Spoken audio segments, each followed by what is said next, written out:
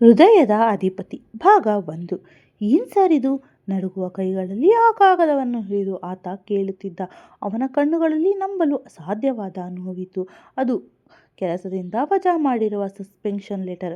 ಅದನ್ನು ನೋಡಿದ ತಕ್ಷಣ ಆ ಹುಡುಗನ ಕಾಲ ಕೆಳಗಿನ ಭೂಮಿ ಕುಸಿದಂತಾಗಿತ್ತು. ತನ್ನನ್ನು ಕೆಲಸದಿಂದ ತೆಗೆದು ಹಾಕಿದ್ದಾರೆಂಬ ಆಘಾತ ಅವನ ಮುಖದಲ್ಲಿ ಎದ್ದು ಕಾಣುತ್ತಿತ್ತು. ಅದು ನಿನ್ನನ್ನು ಕಂಪನಿಯಿಂದ ಫೈರ್ ಮಾಡಿರೋ ಲೆಟರ್. ನಿನ್ನ ಇಮೇಲ್ಗೂ ಬಂದಿದೆ ನೋಡು, ಒಂದು ಸಲ ಚೆಕ್ ಮಾಡಿಕೊ ಎಂದನು ಸಿಂಹ ಫ್ಯಾಷನ್ ಕಂಪನಿಯ ಮಾಲೀಕ ನೇಮಕ ಮಾಡಿರೋ PA ಹರೀಶ್ ರಾಯ್. ನನ್ನನ್ನು ಯಾಕೆ ಫೈರ್ ಮಾಡ್ತಿದ್ದೀರಾ ಸರ್? ನಾನೇನು ತಪ್ಪು ಮಾಡಿದ್ದೀನಿ? ಆ ಹುಡುಗನ ಕಣ್ಣುಗಳು ಮೊದಲೇ ಅಮ್ಮನ ಸಾವಿನ ನೋವಿನಿಂದ ಹತ್ತು ಕೆಂಪಾಗಿದ್ದವು. ಈಗ ಈ ಸುದ್ದಿ ಕೇಳಿ ಮೇಲೆ ಆ ಕೆಂಪು ದಟ್ಟವಾಗಿತ್ತು. ನೋವು ಇಮ್ಮಡಿಯಾಗಿತ್ತು.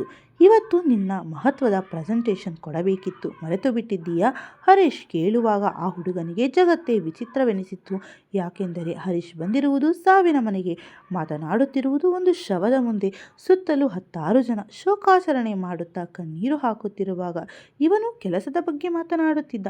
ಏನ್ ಸರ್ ನೀವು ಹೀಗೆಲ್ಲ ಮಾತನಾಡುತ್ತಿದ್ದೀರಾ? ಅಲ್ಲಿ ನೋಡಿ ಎಂದು ತನ್ನ ತಾಯಿಯ ಪಾರ್ಥಿವ ಶರೀರದ ಕಡೆಗೆ ಕೈ ಮಾಡಿ ತೋರಿಸಿ, ಅವರು ಯಾರೋ ದಾರಿಯಲ್ಲಿ ಬಿದ್ದಿರೋ ಶವ ಅಲ್ಲ ಸರ್, ನನ್ನನ್ನು ಹೆತ್ತು ಹೊತ್ತು ಬೆಳೆಸಿದ ದೇವತೆ, ನನ್ನ ತಾಯಿ ಸರ್ ಎಂದು ಹೇಳುವಾಗ ಆತನ ಗಂಟಲು ಬಿಗಿದು ಬಂದಿತ್ತು. ನೋವಿನಿಂದ ಮಾತುಗಳು ಹೊರಬರುತ್ತಿರಲಿಲ್ಲ. ಕೆಲವು ಪದಗಳನ್ನು ಅವನೇ ನುಂಗುತ್ತಿದ್ದ. ಆತನ ಸ್ಥಿತಿ ನೋಡುಗರ ಕರಳು ಕಿತ್ತು ಬರುವಂತಿದ್ದರು. PA ಹರೀಶ್ ಮಾತ್ರ ಮುಖ ಬಿಗಿಯಾಗಿಟ್ಟುಕೊಂಡು ಹುಬ್ಬು ಹಾರಿಸಿ ನೋಡುತ್ತಿದ್ದ. ಅದು ಅವನ ತಪ್ಪಲ್ಲ. ಅವನ ಬಾಸ್ ಯಾವ ರೀತಿಯೋ ಇವನು ಅದೇ ರೀತಿಯಾಗಿದ್ದ. ಸಹವಾಸದಿಂದ ಸನ್ಯಾಸಿ ಕೆಟ್ಟ ಎನ್ನುವ ಹಾಗೆ ಅವನು ತನ್ನ ಬಾಸ್ನ ಅಪ್ಪಟ ಬಲಗೈ ಬಂಟ. ಸರ್, ಬೆಳಗ್ಗೆ ತಾನೇ ಅಮ್ಮನ್ನ ಕಳ್ಕೊಂಡೆ ಸರ್, ದಯವಿಟ್ಟು ನನ್ನ ಪರಿಸ್ಥಿತಿನ ಅರ್ಥ ಮಾಡ್ಕೊಳ್ಳಿ ಎಂದು ಆತ ಬೇಡಿಕೊಳ್ಳುತ್ತಿರುವಾಗಲೇ ಬಾಸ್ ಹೊರಗಡೆ ಕಾರಲ್ಲಿ ಕೂತಿದ್ದಾರೆ. ಏನೇ ಇದ್ರೂ ಅವರ ಹತ್ರನೇ ಬಂದು ಮಾಡು. ನನಗೆ ಕೊಟ್ಟಿರೋ ಕೆಲಸ ಕೇವಲ ಇದನ್ನು ನಿನಗೆ ತಿಳಿಸಿ, ಕಂಪನಿಗೆ ಆಗಿರೋ ನಷ್ಟ 10 ಲಕ್ಷ ದಂಡ ವಸೂಲಿ ಮಾಡುವುದು ಅಷ್ಟೇ ಎಂದು ಕಡ್ಡಿ ತುಂಡು ಮಾಡಿದಂತೆ ಹೇಳಿ ಕೈಬಿಟ್ಟ ಹರೀಶ್. ಆ ಹುಡುಗನಿಗೆ ವಿಪರೀತ ಸಿಟ್ಟು ಬಂತು. ಅಮ್ಮನ ಅಂತಿಮ ಸಂಸ್ಕಾರ ಸಮಯದಲ್ಲಿ ಬಂದು ಈ ರೀತಿ ದುಡ್ಡು ಕೆಲಸ ಅಂತ ಮಾತನಾಡೋ ಇವರ ವೈಖರಿಗೆ ಬೇಸತ್ತು ಹೋದ.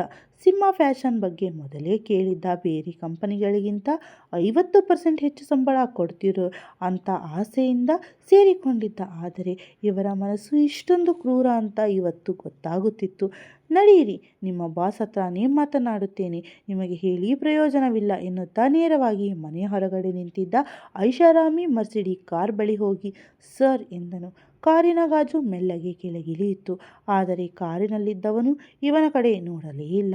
ಅವನ ಮುಖದ ಅರ್ಧ ಭಾಗ ಮಾತ್ರ ಚಂದಿರನಂತೆ ಹೊಳೆಯುತ್ತಿತ್ತು.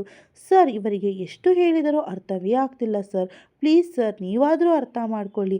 ಅಲ್ಲಿ ಅಮ್ಮನ ಶವ ಇದೆ ಸರ್, ಅಂತ್ಯಕ್ರಿಯೆ ಮುಗಿಸಬೇಕು, ಅವರನ್ನು ಗೌರವದಿಂದ ಕಳುಹಿಸಿಕೊಡಬೇಕು ನನಗೆ ಇವತ್ತು ಎಂದು ಆತ ಹೇಳುತ್ತಿರುವಾಗಲೇ ಕಾರಿನೊಳಗಿಂದ ಒಂದು ಚೂಪು ನೋಟ ಹರಿದು ಬಂತು.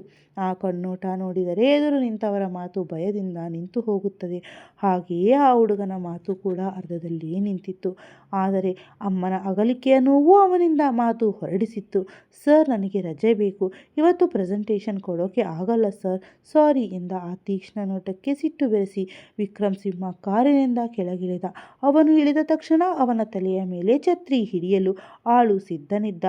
ಬಿಸಿಲು ಅವನ ಮೈಗೆ ತಾಗುವುದು ಅವನಿಗಿಷ್ಟವಿರಲಿಲ್ಲ. ಅದಕ್ಕೆ ಒಬ್ಬ ಕೊಡೆ ಹಿಡಿಯಲು, ಮತ್ತೊಬ್ಬ ಅವನ ಸಾಮಗ್ರಿ ಹಿಡಿಯಲು PA ಹರೀಶ್ ಯಾವಾಗಲೂ ಇರಲೇಬೇಕಿತ್ತು. ನೋಡು, ಒಂದಲ್ಲ ಎರಡಲ್ಲ 500 ಕೋಟಿ ಪ್ರೆಸೆಂಟೇಷನ್. ನೀನು ಪ್ರೆಸೆಂಟೇಷನ್ ಕೊಡದಿದ್ದರೆ ಆಗೋ ನಷ್ಟಕ್ಕೆ ನೀನೇ ಹೊಣೆ. ಸುಮ್ಮನೆ ಅರ್ಧ ಗಂಟೆ ಬಂದು ಮುಗಿಸಿ ಹೋಗು. ಬಾಸ್ಗೆ ಕೋಪ ಭರಿಸಬೇಡ ಎಂದು ಕಿರಣ್ ಕಣ್ಣು ಮತ್ತು ಬಾಯಿ ಬಿಟ್ಟು ಸನ್ನೆ ಮಾಡಿ ಎಚ್ಚರಿಸಿದ. ಅವನಿಗೆ ಗೊತ್ತು ಅವನ ಬಾಸ್ನ ಮುಂದಿನ ನಡೆ ಎಷ್ಟು ಭಯಂಕರ ಇರುತ್ತದೆ ಅಂತ. ಏನ್ರಿ ನೀವು, ಅಲ್ಲಿ ನಮ್ಮ ಅಮ್ಮ ಅಂತ್ಯಕ್ರಿಯೆ ಇದೆ, ಅದು ಕೋಟಿ ಅದು ಇದು ಅಂತಿರಲ್ಲ, ಆಯು ಮ್ಯಾಡ್? ನಿಮ್ಮ ಅಮ್ಮ ಈ ಜಾಗದಲ್ಲಿ ಇದ್ದಿದ್ದರೆ ಹೀಗೆ ಮಾತಾಡ್ತಿದ್ರಾ? ಕರುಣೆನೇ ಇಲ್ವಾ ನಿಮಗೆ ಎಂದು ಆ ಹುಡುಗ ಧ್ವನಿ ಏರಿಸಿದ. ಉಬ್ಬುಗಂಟಿಕ್ಕಿ ಆ ಹುಡುಗನ ಕಡೆ ತಿರುಗಿದ. ಸಿಂಹ ಫ್ಯಾಷನ್ ಒಡೆಯ ವಿಕ್ರಮ್ ಸಿಂಹ ಕಂಚಿನ ಕಂಠದಲ್ಲಿ ಹೇಳಿದ, ಕರುಣೆ ಮೈ ಫುಟ್. ಆ ಶಬ್ದ ಕೇಳಿ ಮನೆಯಲ್ಲಿದ್ದವರೆಲ್ಲ ಆ ಶವದ ಬಳಿಯಿಂದ ಇತ್ತ ಓಡಿ ಬಂದರು. ಕರುಣೆ? ನಿನಗೆ ಕರುಣೆ ನೋಡಿ ಯಾರಾದರೂ ನಿನಗೆ ದಿನ ಪುಕ್ಸಟ್ಟೆ ಊಟ ಹಾಕ್ತಾರಾ? ಪುಕ್ಕಟ್ಟೆ ಜಾಗ ಕೊಡ್ತಾರಾ? ಪುಕ್ಕಟ್ಟೆ ಕೆಲಸ ಕೊಡ್ತಾರಾ ಎಂದು ಪ್ರಶ್ನಿಸುತ್ತಾ ಅವನ ಸುತ್ತ ಹೆಜ್ಜೆ ಹಾಕುತ್ತಾ ತೀಕ್ಷ್ಣವಾಗಿ ನೋಡಿದ. ಹುಟ್ಟಿದ ಎಲ್ಲರೂ ಬದುಕಲ್ಲ. ಒಂದಲ್ಲ ಒಂದು ದಿನ ಮರಣ ಬರಲೇಬೇಕು. ಇವತ್ತು ಅವರು, ನಾಳೆ ನೀನು. ಹುಟ್ಟು ಉಚಿತ, ಸಾವು ಖಚಿತ. ಸಮಯ ವ್ಯರ್ಥ ಮಾಡಬೇಡ. ಬಂದು ಸೆಮಿನಾರ್ ಕೊಡು ಈಗಲೇ ಎಂದು ನಕ್ಕ. ಅವನ ಮಾತಲ್ಲಿ ಎಳ್ಳಷ್ಟು ಕರುಣೆ ಇರಲಿಲ್ಲ. ಆ ಶೋಕದ ಮನೆಯಲ್ಲಿ ಅವನು ಮಾತನಾಡುತ್ತಿದ್ದ ರೀತಿ ಎಂಥವರಿಗಾದರೂ ಕೋಪ ಬರುವಂತಿತ್ತು. ಅಲ್ಲಿದ್ದವರೆಲ್ಲ ಇವನ ಮಾತು ಕೇಳಿ ಕುದಿಯುತ್ತಾ, ಏನಪ್ಪ ಇದು, ತಾಯಿ ತೀರಿಕೊಂಡಿದ್ದಾರೆ, ಆದರೂ ಕೆಲಸ ಅಂತಿದ್ದೀಯಲ್ಲ, ನಿನಗೆ ಮನುಷ್ಯತ್ವನೇ ಇಲ್ಲ ಎಂದು ಪ್ರಶ್ನಿಸಿದರು. ದಯೆ ಮನುಷ್ಯತ್ವ ಎಂದು ವಿಕ್ರಮ್ ಜೋರಾಗಿ ನಗುತ್ತಾ, ಜೀವ ಕೊಡೋ ನಿಮ್ಮ ಸೋಕಾಲ್ಡ್ ದೇವರು ಸಾಯುವಾಗ ದಯೆ ತೋರಿಸಲ್ಲ ಯಾಕೆ? ಎಷ್ಟೋ ಮಕ್ಕಳು ಬೆಳೆಯುವ ಮುನ್ನವೇ ತಾಯಿನ ಕಳ್ಕೊತಾರೆ, ಅನಾಥರಾಗ್ತಾರೆ. ಮದುವೆಯಾಗಿ ವರ್ಷ ಕಳೆಯುವ ಮುನ್ನವೇ ಗಂಡ ಹೆಂಡತಿಯನ್ನು ಕಳ್ಕೊತಾನೆ, ಹೆಂಡತಿ ಗಂಡನನ್ನು ಕಳ್ಕೊತಾರೆ. ಆ ದೇವರಿಗೆ ಇಲ್ಲದ ದಯೆ ನನಗೇಕೆ ಇರಬೇಕು? ಈ ವಿಕ್ರಮ್ ಸಿಂಹನಿಗೆ ದಯೆ, ಕರುಣೆ, ವಾತ್ಸಲ್ಯ ಅನ್ನೋ ಪದಗಳ ಅರ್ಥ ಗೊತ್ತಿಲ್ಲ. ಅದರ ಬಗ್ಗೆ ತಿಳಿಯೋ ಆಸಕ್ತಿಯೂ ನನಗಿಲ್ಲ, ಅಗತ್ಯವೂ ಇಲ್ಲ ಎಂದು ಆ ಹುಡುಗನ ಕಡೆ ತಿರುಗಿ, ನೀನು ಮೊದಲೇ ಆಸಕ್ತಿ ತೋರಿಸಿ ಕೆಲಸಕ್ಕೆ ಸೇರಿದ್ದೀಯ. ಇದು 500 ಕೋಟಿ ಪ್ರಾಜೆಕ್ಟ್. ಮಾತಿಗೆ ತಪ್ಪೋರನ್ನು ಕಂಡರೆ ಈ ವಿಕ್ರಮ್ಗೆ ಕೆಂಡದಂತಹ ಕೋಪ. ಬಂದು ಕೆಲಸ ಮುಗಿಸು, ಇಲ್ಲದಿದ್ದರೆ ನಿನ್ನ ಸಿಟ್ಟಿಗೆ ಬಲಿಯಾಗೋಕೆ ತಯಾರಾಗು ಎಂದು ಎಚ್ಚರಿಕೆ ನೀಡಿದ. ವಿಕ್ರಮ್ ಯಾವತ್ತೂ 1 ರೂಪಾಯಿ ಲಾಸ್ ಮಾಡಿಕೊಳ್ಳುವವನಲ್ಲ.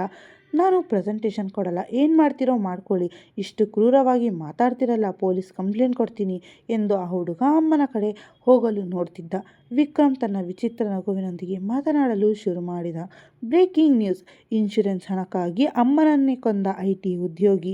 50 ಲಕ್ಷದ ಆಸೆಯಿಂದ ಹೆತ್ತ ತಾಯಿಯನ್ನ ಮೆಟ್ಟಿಲಿನಿಂದ ತಳ್ಳಿ ಕೊಂದ ಮಗನ ಬಗ್ಗೆ ಶಾರದಾ ಸರ್ಕಲ್ ಪೊಲೀಸ್ ಸ್ಟೇಷನ್ನಲ್ಲಿ ದೂರು ದಾಖಲು ಎಂದು ವಿಕ್ರಮ್ ಸುಳ್ಳು ಸುದ್ದಿಯ ನಾಟಕವಾಡುತ್ತಾ ಬೆದರಿಸಿದಾಗ ಆ ಹುಡುಗ ಭಯಬಿದ್ದು ಪ್ರೆಸೆಂಟೇಷನ್ ಕೊಟ್ಟನು.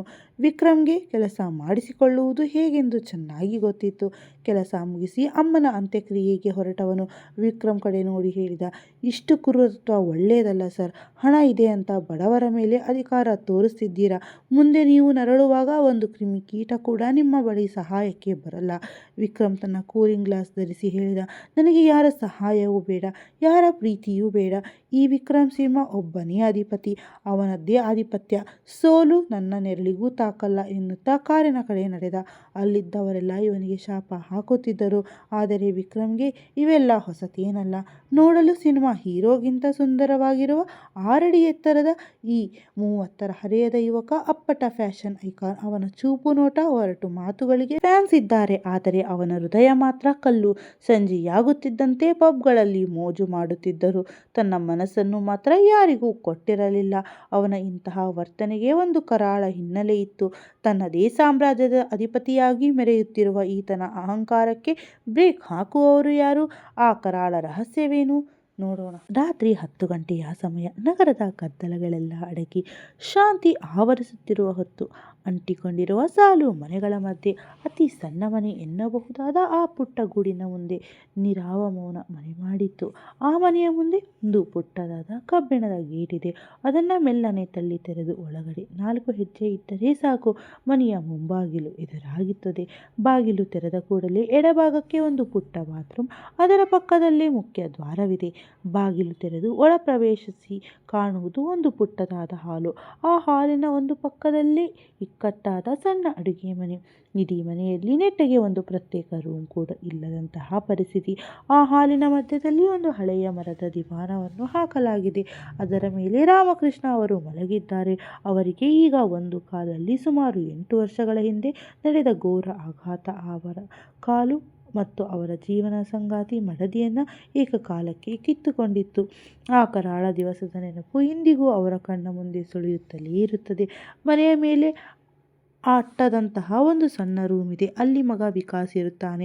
ಅವನು ದೊಡ್ಡ ಓದುತ್ತಿದ್ದಾನೆ ಎಂಬ ಕಾರಣಕ್ಕೆ ಮನೆಯಲ್ಲಿ ಯಾರೂ ಕೂಡ ಅವನಿಗೆ ಕಿರಿಕಿರಿ ಮಾಡುವುದಿಲ್ಲ. ಅವನನ್ನು ಡಿಸ್ಟರ್ಬ್ ಮಾಡಬಾರದೆಂದು ಎಲ್ಲರೂ ದೂರವೇ ಇರುತ್ತಾರೆ.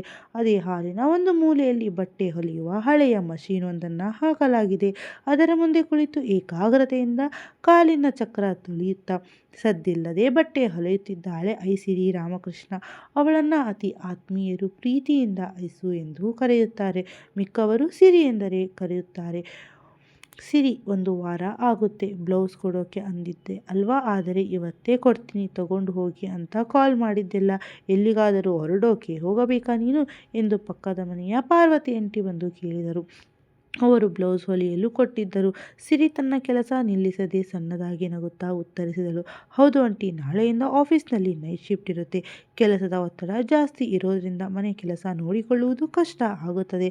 ಅದಕ್ಕೆ ಇವತ್ತೇ ಮುಗಿಸಿಕೊಟ್ಟರೆ ನಿಮಗೂ ಅನುಕೂಲ ಅಂತ ಕರೆದೆ ಎಂದಳು. ಆದರೆ ಸತ್ಯಾಂಶ ಅದು ಮಾತ್ರವಾಗಿರಲಿಲ್ಲ. ಅವಳ ತಮ್ಮ ವಿಕಾಸ್ ಈಗ ಟೆಕ್ ಮಾಡುತ್ತಿದ್ದಾನೆ. ಅವನಿಗೆ ನಾಳೆ ಹುಟ್ಟುಹಬ್ಬ. ಸ್ನೇಹಿತರಿಗೆ ಪಾರ್ಟಿ ಕೊಡಿಸಲು ಅಕ್ಕನ ಹತ್ತಿರ ಹಣ ಕೇಳಿದ್ದ. ಆ ಅತಿಶಯದ ತಮ್ಮನ ಆಸೆ ಪೂರೈಸಲು ಬಟ್ಟೆ ಹೊಲೆದು ಬರುವ ಹಣವನ್ನು ಅವನಿಗೆ ನೀಡಬೇಕೆಂಬುದು ಅವಳ ಮನದ ಆಲೋಚನೆಯಾಗಿತ್ತು. ಸಿರಿ, ನಿನಗೆ ಹೊರಗಡೆ ಆಫೀಸ್ ಕೆಲಸ ಮಾಡಿ ಮನೆಯಲ್ಲಿ ಕೆಲಸವನ್ನು ಮುಗಿಸಿ ಮತ್ತೆ ರಾತ್ರಿ ಹೊತ್ತು ಹೀಗೆ ಬಟ್ಟೆ ಹೊಲೆದು ನಿದ್ದೆ ಕೆಡುತ್ತೀಯಲ್ಲ, ಆರೋಗ್ಯದ ಬಗ್ಗೆ ನಿನಗೆ ಚಿಂತೆನೇ ಇಲ್ವಾ ಮಗಳೇ ಎಂದು ಕಾಳಜಿಯಿಂದ ಕೇಳಿದ. ಆಂಟಿಯ ಕಡೆ ನೋಡಿದ ಐಸಿರಿ ಮತ್ತೆ ಮುಗುಳ್ನಕ್ಕಳು. ಖಂಡಿತ ಇಲ್ಲ ಆಂಟಿ, ಮನುಷ್ಯ ಅನ್ನೋನು ಕಬ್ಬಿಣದ ಥರ ಇರಬೇಕು. ಸುಮ್ಮನೆ ಕುಳಿತರೆ ಕಬ್ಬಿಣಕ್ಕೆ ಹೇಗೆ ತುಕ್ಕು ಹಿಡಿಯುತ್ತದೆಯೋ ಮನುಷ್ಯನೂ ಅಷ್ಟೇ ರೆಸ್ಟ್ ಕೊಡದೆ ಕೆಲಸ ಮಾಡುತ್ತಿರಬೇಕು. ಅಂದಾಗಲೇ ದೇಹಕ್ಕೂ ಮನಸ್ಸಿಗೂ ಗಟ್ಟಿ ಇರುತ್ತೆ. ಅಗತ್ಯಕ್ಕೆ ತಕ್ಕಷ್ಟು ನಿದ್ದೆ ಮಾಡಿದರೆ ಸಾಕು. ತಗೊಳ್ಳಿ ನಿಮ್ಮ ಬ್ಲೌಸ್ ಎಂದು ಆ ಕಲಾಕೃತಿಯಂತಹ ಬ್ಲೌಸನ್ನು ಕೈಗಿಟ್ಟಳು. ಅವಳ ಮಾತಿನ ಶೈಲಿಯಲ್ಲೇ ಹಸಿರು. ಪ್ರತಿಯೊಂದು ವಿಷಯವನ್ನು ಯಾವುದಾದರೊಂದು ವಸ್ತು ಅಥವಾ ಸನ್ನಿವೇಶಕ್ಕೆ ಹೋಲಿಸಿ ಸಮಾಧಾನವಾಗಿ ಮಾತನಾಡುವ ಅವಳ ಶಬ್ದ ವೈಖರಿ ಕೇಳುತ್ತಲೇ ಇರಬೇಕು ಅನಿಸುತ್ತದೆ. ಅವಳ ಕೈಯಲ್ಲಿ ಏನೋ ಒಂದು ಅದ್ಭುತ ಜಾದೂ ಇದೆ. ಅವಳು ಹೊಲೆಯುವ ಡಿಸೈನ್ಗಳನ್ನು ನೋಡಿದರೆ ಎಂಥವರಿಗಾದರೂ ಇಷ್ಟವಾಗುತ್ತದೆ. ಅವಳಿಗೆ ಯಾವುದೇ ಸ್ಯಾಂಪಲ್ ಪುಸ್ತಕ ಬೇಕಿರಲಿಲ್ಲ. ನೀವು ಬಾಯಿ ಮಾತಿನಲ್ಲಿ ಹೀಗೆ ಬೇಕು ಎಂದು ಹೇಳಿದರೆ ಸಾಕು, ಅದಕ್ಕಿಂತಲೂ ಅಂದವಾಗಿ ಸಿದ್ಧಪಡಿಸುತ್ತಾಳೆ. ಸಿರಿ, ಸಿಟಿಯಲ್ಲಿ ಎಷ್ಟೊಂದು ದೊಡ್ಡ ಅಂಗಡಿಗಳಿವೆ ಗೊತ್ತಾ, ಆದರೆ ನಿನ್ನ ತರಹ ಕೈಯಲ್ಲಿ ಅದ್ಭುತವಾಗಿ ಡಿಸೈನ್ ಮಾಡುವವರು ಯಾರೂ ಸಿಗಲ್ಲ ಬಿಡು. ಮುಂದಿನ ಸಲ ಕೂಡ ಇಲ್ಲೇ ಕೊಡುತ್ತೀನಿ ಎಂದು ಮೆಚ್ಚುಗೆಯಿಂದ ಹಣ ಕೊಟ್ಟು, ಅದು ಸರಿ, ಮೊನ್ನೆ ನಿನ್ನನ್ನು ನೋಡಲು ಯಾರೋ ಬಂದಿದ್ದರು ತಾನೆ, ಈ ಬಾರಿಯೂ ನೀನು ಮದುವೆಗೆ ಒಪ್ಪಲಿಲ್ಲವಾ ಎಂದು ಕುತೂಹಲದಿಂದ ಕೇಳಿದರು ಆಂಟಿ. ಬಂದವರಿಗೆ ನಾನು ಮಾತ್ರ ಬೇಕಿತ್ತು ಆಂಟಿ, ಆದರೆ ನನ್ನ ತಂದೆ, ನನ್ನ ತಮ್ಮ ಮತ್ತು ನಮ್ಮ ಮನೆಯ ಕಷ್ಟಗಳು ಒಪ್ಪಿಕೊಳ್ಳುವ ದೊಡ್ಡ ಮನಸ್ಸು ಅವರಿಗೆ ಇರಲಿಲ್ಲ. ಅದಕ್ಕೆ ನಾನೇ ಆಗೋದಿಲ್ಲ ಎಂದು ಹೇಳಿ ಕಳುಹಿಸಿದೆ ಎಂದಳು ಸಿರಿ. ಹೀಗೆ ಅವಳನ್ನು ನೋಡಿ ಹೋದವರ ಸಂಖ್ಯೆ ಈಗ ದೊಡ್ಡದೇ ಇದೆ. ಈಗ ನಿನಗೆ ವಯಸ್ಸು 28 ಆಯಿತು ಕಣೆ, ಇನ್ನೂ ತಡ ಮಾಡಿದರೆ ಹೇಗೆ? ಮದುವೆ ಮಾಡಿಕೊಳ್ಳಲು ಆಮೇಲೆ ವಯಸ್ಸಾದ ಮುದುಕರು ಬರ್ತಾರೆ. ಇಷ್ಟು ಮುದ್ದಾಗಿದ್ದೀಯಾ, ಈಗಲೇ ಸಂಸಾರ ಹೂಡಬಾರದೆ? ನಿನ್ನ ತಮ್ಮ ವಿಕಾಸ್ ಇದ್ದಾನಲ್ಲ, ಅವನನ್ನು ಇಂಜಿನಿಯರಿಂಗ್ ಮುಗಿಸಿದ್ದ ಅಲ್ವಾ, ಈಗ ಕೆಲಸಕ್ಕೆ ಹೋಗದೆ ಮತ್ತೆ ಟೆಕ್ ಅಂತ ಕೂತಿದ್ದಾನಲ್ಲ, ಅದಕ್ಕೂ ನೀನೇ ಸರಿ ಅಂದಿದ್ದೀಯ. ಇನ್ನು ಎಷ್ಟು ವರ್ಷ ನಿನ್ನ ಜೀವನವನ್ನು ಹೀಗೆ ಅವರಿಗಾಗಿ ತೇಯುತ್ತೀಯ ಎಂದು ಆಂಟಿ ಕೇಳಿದ ಪ್ರಶ್ನೆಗೆ ಸಿರಿ ನಗುತ್ತಲೇ ಸಮಾಧಾನ ಮಾಡಿದಳು. ಅವನು ಸುಮ್ಮನೆ ಕಾಲ ಕಳೆಯುತ್ತಿಲ್ಲ ಆಂಟಿ, ಟೆಕ್ ಮುಗಿಸಿ ಲಕ್ಷಗಟ್ಟಲೆ ಸಂಬಳ ಬರುವ ಕೆಲಸಕ್ಕೆ ಸೇರಿ ನನ್ನ ಮದುವೆಯನ್ನು ಅತ್ಯಂತ ಅದ್ಧೂರಿಯಾಗಿ ಮಾಡಿಸಬೇಕು ಅನ್ನೋ ಕನಸಿನಿಂದ ಓದುತ್ತಿದ್ದಾನೆ. ಅಲ್ಲಿಯವರೆಗೂ ನಾನು ತನ್ನ ತಮ್ಮನ ಅಳಿಲು ಸೇವೆ ಮಾಡ್ತೀನಿ ಅಷ್ಟೇ ಎಂದು ತನ್ನವರನ್ನು ಯಾರ ಮುಂದೆಯೂ ಬಿಟ್ಟುಕೊಡದೆ ಮಾತನಾಡಿದಳು. ಆದರೆ ನಿಜವಾದ ಸತ್ಯವೇನೆಂದರೆ ಅವಳ ತಮ್ಮ ಒಬ್ಬ ಅವಿವೇಕಿ. ಓದಿನ ನೆಪದಲ್ಲಿ ಅಕ್ಕನ ದುಡ್ಡಿನಲ್ಲಿ ಶೋಕಿ ಮಾಡುತ್ತಿದ್ದಾನೆ. ಅವನು ಅಕ್ಕನ ಜವಾಬ್ದಾರಿ ಹಂಚಿಕೊಂಡಿದ್ದರೆ ಈ ಹುಡುಗಿ ಇವತ್ತು ಇಷ್ಟು ಕಷ್ಟಪಡುತ್ತಿರಲಿಲ್ಲ. ತಮ್ಮನ ಓದಿಗಾಗಿ ಆಕೆ ಮಾಡಿರುವ ಸಾಲ ತೀರಿಸಲು ಹಗಲು ರಾತ್ರಿ ದುಡಿಯುತ್ತಿದ್ದಾಳೆ. ಆ ಸಾಲ ತೀರಿಸಲು ಇನ್ನು 2 ವರ್ಷ ಬೇಕಿದೆ. ನಂತರ ಅಪ್ಪನಿಗಾಗಿ ಆಪರೇಷನ್ ಮಾಡಿಸಿ ಕೃತಕ ಕಾಲು ಹಾಕಿಸಿ ಅವರಿಗೆ ಒಂದು ನೆಮ್ಮದಿಯ ಬದುಕು ಕೊಟ್ಟ ನಂತರವೇ ನನ್ನ ಮದುವೆಯ ಬಗ್ಗೆ ಯೋಚಿಸುವ ಛಲ ಅವಳದ್ದು. ನೋಡೋಣ ನಿನ್ನ ಮದುವೆ ಹೇಗೆ ಆಗುತ್ತೋ. ನಿನ್ನ ಇಂತಹ ಒಳ್ಳೆ ಗುಣಕ್ಕೆ ಒಬ್ಬ ಯೋಗ್ಯ ಹುಡುಗ ಸಿಗಲಿ ಅಂತ ನಾನು ರಾಯರಲ್ಲಿ ಬೇಡಿಕೊಳ್ಳುತ್ತೇನೆ ಮಗಳೇ. ನಿನ್ನ ಪ್ರೀತಿ ಪಡೆಯಲು ಅವನು ಪುಣ್ಯ ಮಾಡಿರಬೇಕು. ನಿನ್ನ ಮನೆಯವರನ್ನು ತನ್ನವರಂತೆ ಕಂಡು ನಿನ್ನ ಸುಖವಾಗಿ ನೋಡಿಕೊಳ್ಳುವ ರಾಜಕುಮಾರ ನಿನಗೆ ಸಿಗಲಿ. ಅವನಿಗೆ ನಿನ್ನ ಮೇಲೆಯೂ ಪ್ರೀತಿ ಯಾವ ಮಟ್ಟಕ್ಕೆ ಇರಬೇಕೆಂದರೆ ನಿನ್ನ ಕಣ್ಣಲ್ಲಿ ಒಂದು ಹನಿ ನೀರು ಬಂದರೂ ಅವನಿಗೆ ಪ್ರಾಣ ಹೋದಂತಾಗಬೇಕು. ನೋಡ್ತಾ ಇರು ಸಿರಿ, ಶೀಘ್ರದಲ್ಲೇ ನಿನ್ನ ಕಷ್ಟಗಳೆಲ್ಲ ಮಂಜಿನಂತೆ ಕರಗುತ್ತವೆ ಎಂದು ಹರಸಿ ಹೋದರು. ಹೈ ಶ್ರೀರಾಮಕೃಷ್ಣ. ಈ ಕಥೆಯ ನಾಯಕಿ ರೂಪದಲ್ಲೂ ಗುಣದಲ್ಲೂ ಅಪ್ಪಟ ಸಿರಿವಂತೆ. 28ರ ಹರೆಯದ ಈ ಚೆಲುವೆ 5 ಅಡಿ ಎತ್ತರವಿದ್ದಾಳೆ. ಗುಂಡು ಮುಖ, ಬಟ್ಟಲಂತಹ ಕಣ್ಣುಗಳು, ಕೆತ್ತಿದಂತಹ ತುಟಿಗಳು ಮತ್ತು ತುಂಬು ಕೆನ್ನೆಗಳ ಮೂಲಕ ಯಾರನ್ನಾದರೂ ಆಕರ್ಷಿಸುವ ಸೌಂದರ್ಯವತಿ. ಕೊರಳಿನ ಎಡಭಾಗದಲ್ಲಿ ಒಂದು ಸಣ್ಣ ಗಾಯದ ಗುರುತಿದೆ. ಅದು ಅಮ್ಮ ದೂರದಾದ ನೆನಪಿನ, ಆದರೂ ಅದು ಅವಳ ಸೌಂದರ್ಯಕ್ಕೆ ಒಂದು ಮಚ್ಚೆಯಂತೆ ಶೋಭಿಸುತ್ತಿದೆ. ಹಲವು ಸಂಬಂಧಗಳು ಬಂದರೂ ಅವಳು ತಿರಸ್ಕರಿಸಿದ್ದಾಳೆ. ಕಾರಣ, ಬಂದವರೆಲ್ಲ ಅವಳನ್ನು ಹೆಂಡತಿಯಾಗಿ ಭಾವಿಸುತ್ತಾರೆಯೇ ಹೊರತು ಅವಳ ಜವಾಬ್ದಾರಿಯನ್ನು ಹೊರಲು ಸಿದ್ಧರಿರಲಿಲ್ಲ. ಆದ್ದರಿಂದ ಅವಳು ಮದುವೆಯ ಕನಸನ್ನೇ ಪಕ್ಕಕ್ಕಿಟ್ಟು ತನ್ನವರಿಗಾಗಿ ಬದುಕುತ್ತಿದ್ದಾಳೆ. ಸಮಾಜದಲ್ಲಿ ಕೆಲಸಕ್ಕೆ ಹೋದಾಗ ಎದುರಾಗುವ ಅಸಭ್ಯ ವರ್ತನೆಗಳನ್ನು ಧೈರ್ಯವಾಗಿ ಎದುರಿಸುವ ಅವಳಿಗೆ ಅನ್ಯಾಯ ಕಂಡರೆ ತಾಳ್ಮೆ ಸ್ವಲ್ಪ ಕಡಿಮೆಯೇ.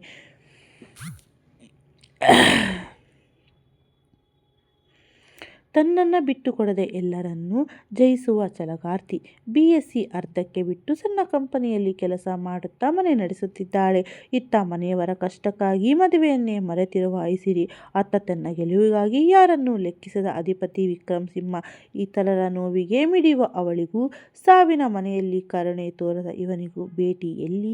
ಹೇಗೆ? ತನ್ನ ಸಾಮ್ರಾಜ್ಯದಲ್ಲಿ ಅಧಿಪತಿಯಾಗಿ ಮೆರೆಯುತ್ತಿರುವ ವಿಕ್ರಮ್ ಈ ಪುಟಾಣಿ ಹಿರಿಯ ಮಗಳ ಒಲವಿನ ಅರಮನೆ ಪ್ರವೇಶಿಸುವುದು ಹೇಗೆ ಎಂದು ಹೃದಯದ ಅಧಿಪತಿ ಭಾಗ 2ರಲ್ಲಿ ಕಾದು ನೋಡೋಣ. ಧನ್ಯವಾದಗಳು ವೀಕ್ಷಕರೇ. ಈ ಕಥೆ ಬಗ್ಗೆ ನಿಮ್ಮ ಅನಿಸಿಕೆಯನ್ನು ದಯವಿಟ್ಟು ಕಮೆಂಟ್ ಮಾಡಿ ತಿಳಿಸಿ. ಹಾಗೆಯೇ ಮರೆಯದೇ ಚಾನಲನ್ನು ಸಬ್ಸ್ಕ್ರೈಬ್ ಮಾಡಿಕೊಂಡು ಈ ಕನ್ನಡತೆಯನ್ನು ಪ್ರೋತ್ಸಾಹಿಸಿ. ಮತ್ತೆ ಮುಂದಿನ ಸಂಚಿಕೆಯಲ್ಲಿ ಭೇಟಿಯಾಗೋಣ.